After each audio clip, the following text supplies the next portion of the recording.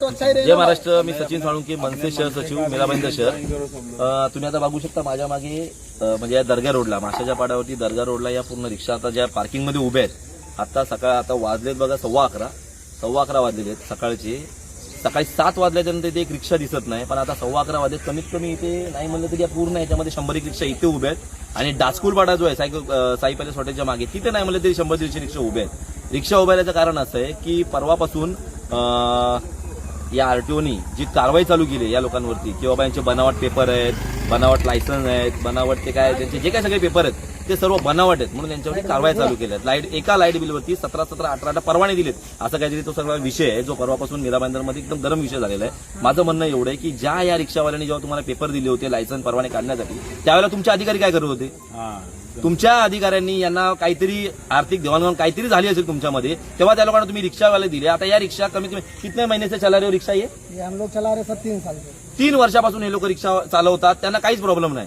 परवा कुठले तरी आमदार येतात, काहीतरी मिटिंग घेतात, काहीतरी पत्रकार परिषद घेतात आणि पत्रकार परिषदेमध्ये हा मुद्दा मांडतात. परिवहन मंत्री सांगतात की बाबा रिक्षावाल्यांचा असा विषय चालू आहे. त्याच्यानंतर हा विषय गरम होतो आणि आरटीओचे अधिकारी जागे होतात आणि यांच्यावरती कारवाई चालू करतात. एका रिक्षावाला 42 हजारची फाईन मारलेली आहे. आता इथे रिक्षावाले उभे आहेत, हे आम्हाला सांगतात की 42 हजारची फाईन रिक्षावाल्याला मारलेली आहे. कितना मारा फाइन बोलो? 42,000 रुपये. 42,000 रुपये ही काय फाईन असते? आणि फाईन मारली तुम्ही, सांगतात की बनावट पेपर आहेत म्हणून. या रिक्षावाल्यांचे जे काय धंदे आहेत हे आता ठप्प झाले.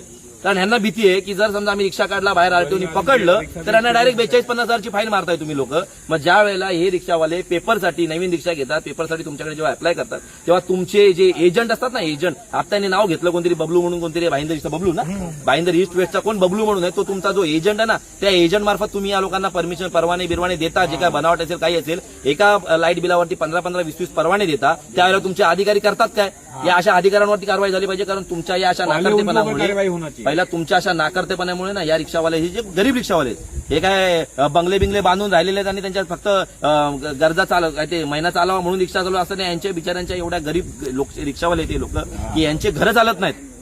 यांचं रिक्षा सकाळी काढली, संध्याकाळी रिक्षा पार्किंग मध्ये आली आणि जर काय धंदा केला तर त्यांचं घर चालतं, यांच्या घरी राशन येतं. आणि तुम्ही लोक हे ज्या वेळेला रिक्षा बनावट पेपर बनवायचे असतात त्यावेळेला यांच्याकडून जे काय असेल तुमच्या एजंट मार्फत तुम्ही लोक यांना बनावट परवाने जे काय असेल ते करता. आणि ते केल्याच्या नंतर ज्या वेळेला एखादी आमदार किंवा एखादे मंत्री ज्या वेळेला हा विषय उचलतात, विधानसभेमध्ये हा विषय निघतो, त्याच्यानंतर पत्रकार परिषद घेतल्या जातात, तेव्हा तुमच्या आरटीओचे अधिकारी जागे होतात. आणि आता इथे या दर्ग्याच्या रोडवरती 10 मिनिटापूर्वी आरटीओची गाडी त्या जागेवर आली होती या पार्किंगमध्ये. आणि इकडच्या ड्रायव्हर लोकांना यांना रिक्षावाल्यांना विचारलं तुमचे परवाने आहेत का, तुमचे लायसन्स आहेत का म्हणून. मग ज्या वेळेला 3-3 वर्ष रिक्षा चालवत होते तेव्हा तुमचे अधिकारी का झोपले होते का?